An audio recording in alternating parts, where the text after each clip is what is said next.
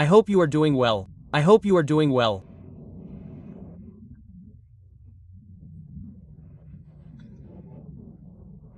In a place, or from this place, where I am, a place of absolute beauty and a reassuring, soothing beauty, of this joyful, invigorating and revitalizing greenery, I have chosen to address you to continue to deepen our discussions and the debate that we have just launched on the Hassan affair.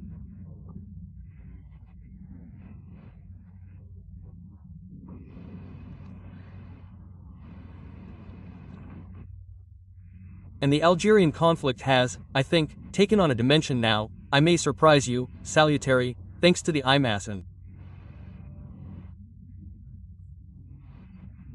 We can finally now talk about this impasse generated by the Algerian conflict and the necessary solutions that we must, apply to it.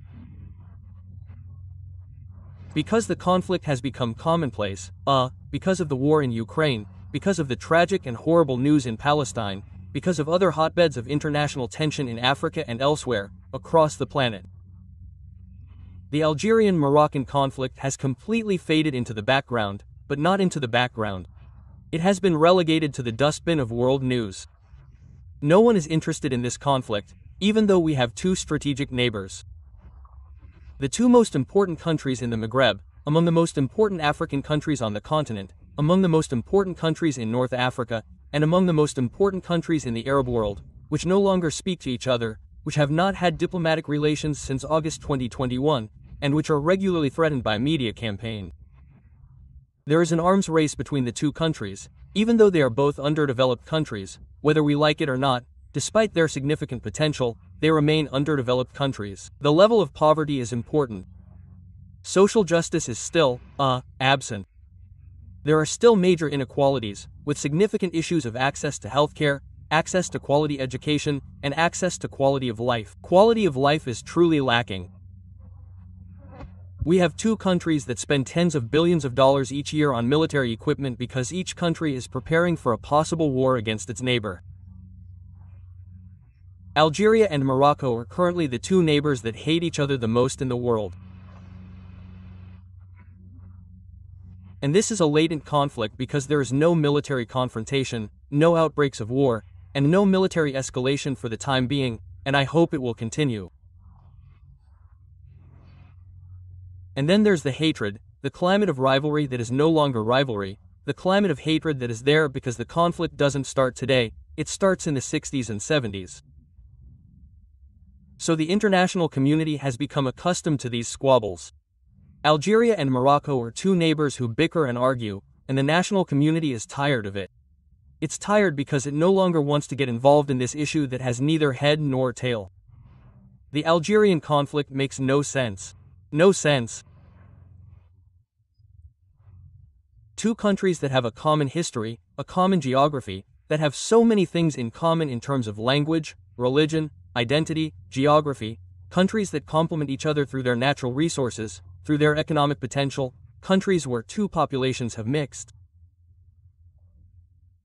There are, I believe, not as many neighbors who mix as the Algerians and the Moroccans. A common cultural heritage, a common historical heritage, and we do not get along. We are in a situation of quasi-war in terms of diplomacy, geopolitics and politics, which fortunately has not caused any problems or provoked a military confrontation for the time being, because I think first of all, because there are two populations that do not follow the leaders' delusions. The Algerian and Moroccan populations do not identify with each other, do not feel concerned or involved in the differences, the diplomatic and political differences between the leaders. And then the leaders of the two countries know very well that there is a red line that must not be crossed, that a fratricidal war would cause their downfall and bring about the end of their regime and would cause absolute misfortune for both countries. So everyone knows that there will be no winners, only losers. That said, the Hassan affair has reignited the Algerian-Moroccan conflict. It has put it back in the spotlight. It has captured the attention of the international media, particularly the French media. She is an MEP who has international stature, given her actions, her participation or how should I put it, against the Israeli blockade on Gaza, her participation in caravans, her contacts with world figures, her role in the European Parliament, her media exposure, her influence that some describe as evil or seen. In any case, she is a personality that does not leave one indifferent. Imam Hassan has a state. We can dislike her, we cannot like her. We can agree with her or disagree with her. We can hate her or like her. We cannot deny that she has a stature, that she has a presence, that she has a voice that counts today on the European political scene, particularly in France. Now, the Hassan controversy. I took it upon myself, I explained it. We explained, in a previous program, its ins and outs. And we said that what the Algerians, what certain Algerian commentators, what the trolls, what the electronic flies and the agents of influence and propaganda of the Audener, who reserved, was totally unfair. We explained, in a previous program, that Imam Hassan did not betray Algeria, did not disrespect Algeria, did not renew friendship with Algeria, did not insult Algeria, did not denigrate Algeria. She did nothing wrong except to recall the complexity of the Algerian-Moroccan conflict over Western Sahara and the need to find a solution that is not traditional, that cannot be found, that is to say, a solution that involves direct negotiations, because it is a regional conflict. It is not like the Palestinian question, which is an international and global issue and which is the subject of concerns that raise questions and that jeopardizes the world order itself. The question of Western Sahara is not Palestine. We must stop comparing Palestine with Western Sahara because they do not have the same issues, nor the same depth, nor the same complexity, nor the same intensity, nor the same interests. We have explained that. Now, I would like us to explain another dimension. We would like us to explore another aspect. I think that if we want to end this conflict between Algeria and Morocco, we need to establish a basic principle. I can be Algerian, I can love my country, I can be a great patriot, I can be a foreigner, a great friend of Algeria, and I can have great sympathy for Algeria and I can support Algeria in several of its geopolitical and diplomatic positions, while disagreeing with its policy on the issue of Western salaries. I am Algerian, I am not convinced by the issue of Western salaries. I am not convinced by independence. The option of independence for this territory has not convinced me, and I will give my reasons. There are many Algerians who think like me. Hassan, she came to Algiers in July 2024, in February, in January 2025, she refused to vote against her. She refused to vote for the European Parliament resolution on Baume Saint-Sal because she considered it an offensive resolution that described Algeria as a dictatorship. She considered that Algeria was the gossip of revolutionaries. She defended Algeria, the Algerian state in her media appearances in February 2025. So, we can't do it overnight, because she says that we shouldn't compare Western Sahel to Raza, and because we have to find a solution, it's a regional conflict, and that we have to find a solution that involves direct negotiations between Algeria and Morocco. That we have to consider her a traitor. We have to say how they insulted her. Very, dishonest, hypocritical, she's making electoral calculations. I'm afraid that Hassan will now be issued an international warrant against her in Algeria. All this is why she will be painted. She is no longer a desire, she is no longer welcome in Algeria. It is a disgrace that is, for the moment, digital, but in reality it is not a simple digital disgrace. It is a political disgrace, because the Algerian media, the agents, the internet users, or the social media, or the groups on Facebook, Twitter and Instagram, and it is the tools, the media, the propaganda tools and the media tools that have attacked the Imassen with great virulence, are part of an established apparatus, which is an ideological and media apparatus of the Algerian regime. So there was an instruction, there were clearly established guidelines by the communication units of the Algerian regime to blacken the image and attack and discredit the Hassan. Why all this? Because it was considered complacent towards Morocco. So now what is the position that I think, is salutary, and that is why the controversy, like Hassan's controversy, has at least rehabilitated the debate on the Algerian-Moroccan conflict by finding a very simple solution. I can love Algeria without hating Morocco. And I do not have to hate Morocco to love Algeria.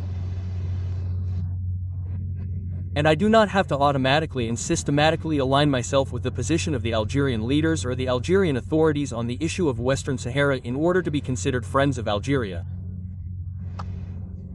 The issue of Western Sahara must be desecrated. I have said it 1,000 times, Western Sahara is not a constant of the nation or the homeland in Algeria. It is not a foundation of our nation or our country. It is not a sacred cause. This is not the major issue that determines the present and future of the country. This is false. The Western Sahel is a territory that is effectively classified as part of a decolonization process. There is a problem of international law. Of course, Morocco's current position is not legal from the point of view of international law, but it is not Palestine. It is not a murderous genocidal colonization. And Morocco has arguments that it can put forward to integrate this territory and, in my opinion, extended autonomy is clearly more favorable than the independence of a territory that initially has a small population of 400,000 inhabitants. It has neither the means nor the assets nor the predispositions to ensure its survival. We already have 55 states in Africa, and an additional state with 400,000 inhabitants has been created in a region called the Maghreb, very close to sub-Saharan Africa with the terrorist threat. Now, if we want to create entire historical, thousand-year-old states like Mali, Burkina Faso and Niger, they cannot survive in the face of the terrorist threat, global warming, and economic problems. In the face of this, we want to create a state called Western Sahel. So, tomorrow, how are we going to do it? It is Algeria that will feed it. We already have our large territory. We are the largest country on the African continent, our own Sahara. We are not yet able to exploit it, to develop it as it should be, and we are going to ensure the survival of an area of a new country called Western Sahel. This is absolute nonsense, unless we want to create a country that will be one of the new great powers tomorrow. Russia will take it, place it in Egypt as it does with the Sahel states, or the United States of America will seize it, or Turkey will join the Gulf monarchies. Unless we want to create a new colony in the hands of the great powers or create a country largely dominated by drug trafficking networks and Islamist terrorist networks, that's another matter. But the Maghreb does not need an additional state. The Maghreb needs regional integration. It needs regional peace. It needs to strengthen its unity, build a common market, build bridges and footbridges, common currencies. We are the most disintegrated region in the world. We are the most disintegrated region in the world with the greatest lack of economic cooperation and economic exchange. This worsens the poverty of the Maghreb people. We are the most divided region politically and diplomatically, which makes the Maghreb easy prey for regional or global imperialist powers such as Israel, the Emirates, Turkey, Russia, and China. The world powers do not want to do well. They do not want to settle in the Maghreb for their own sake. They want to pay for the wealth of the Maghreb, colonize the Maghreb in other ways, and vassalize it because we are divided. So I ask myself a very simple question. For 400,000 inhabitants who are the Sahara, should we take 90 million Maghrebis hostage and not create the Maghreb? When I say this, it is not a concession to Morocco, because when we talk to supporters of Western independence about the blockage of the Maghreb, regional disintegration, divisions in the Maghreb, the fragility of the Maghreb, and how the world powers are seizing this Algerian-Moroccan conflict in order to avoid subjugating them, they tell us, you are in favor of Moroccan theories, you are bought by the Mzel Jamaah. We must move beyond this debate. Quote, "It is not because I am not in favor of Western-style independence that I am complacent or submissive to Morocco. On the contrary, the Algerian leaders were intelligent. They should take geopolitical realities into account and engage in real politics. Morocco, if you want to corner the Moroccan leaders and test their sincerity and force them to reach a compromise that is also favorable to the interests of Algeria and the entire Maghreb, is to apply increased autonomy. Autonomy because for the moment, there is no autonomy in the Western Sahara. Morocco considers it like this, it speaks of Moroccan Sahara, it speaks of the southern province. If we really want to tease Morocco, we should tell it to apply autonomy. Applying autonomy, what does applying autonomy mean? First, reintegrate the 150,000 or 11, I don't know what the exact number is. We are talking about 1,300 but 150,000 does not have an exact number. In any case, more than 100,000 refugees are indignant, giving them social rights, political rights, accepting that the Sawi return to Western Sahara in a disarmament process but taking over political functions, taking over the management of certain regions and the territorial management of the country. Autonomy is a complex process that requires concessions on the part of Morocco and which will allow the Sawi population to have several prerogatives, to have broader prerogatives, how to manage their education, health in their country, in their territory, the economy of their territory. There is only foreign policy and currency, like Catalonia, like Corsica, like New Caledonia, like many European countries and territories elsewhere in the world. Autonomy is a semi-independence, and even for some very sparsely populated territories where independence is very difficult to manage, very difficult to guarantee, because when you are independent, you have to ensure the means of survival. It's great to be independent in the early years. We saw South Sudan, it gained its independence. In 2011, look at its current state. Nothing but civil wars, nothing but problems, nothing but famine crises, crises of insecurity. So it doesn't mean anything. Extended autonomy can sometimes be more advantageous than total independence, and extended autonomy will allow the Sahrawi to enjoy all their rights in their territory, and it will force Morocco to make more concessions. If Algerian diplomacy were intelligent, effective, and insightful, we should force Morocco. Go ahead, let's go ahead if we want to test Morocco's sincerity. Let's go towards extended autonomy. Let's apply my extended autonomy. This is how you're going to apply it within. We're going to ask the African Union to establish a commission. I do not want a sort of commission of inquiry, a commission to monitor and supervise this autonomy process and the return of refugees, the guarantee of their civil rights, their political rights, the creation of a local parliament with local elections. And then Morocco will be stuck. Then Morocco will be more inconvenienced, forced to make concessions, and a country, an autonomous region on the border with Algeria, will allow Algeria to open its borders, to negotiate with local entities, to carry out joint economic projects, to increase cooperation, and that will allow it to enter into the Maghreb, to create the Maghreb. So Hassan is completely right. It is a regional conflict. It's not a decolonization process, as violent as the colonial issue, as we've seen, for example, as we're seeing right now in Palestine, as we can see in other countries, as we've seen in other African countries recently, such as between Eritrea and Ethiopia, or East Timor with Indonesia. No, the size of the Sahra population, its divisions, its tribal composition, its complex history, with its complex relationship with the Moroccan monarchy and its location in the Maghreb, means that it's not at all obvious to be a supporter of independence. That's all. And in saying that, I'm not subject to the Marzan, I'm practicing pragmatic geopolitics. I defend the interests of my country in a different way without being subject once again to the agendas or desires of Morocco. So I can be a great defender of Algeria's interests without necessarily falling into the diabolical, stupid, and feeble hatred of Morocco. Perhaps that's what the Imasan controversy will teach us, what it should teach us. Mr.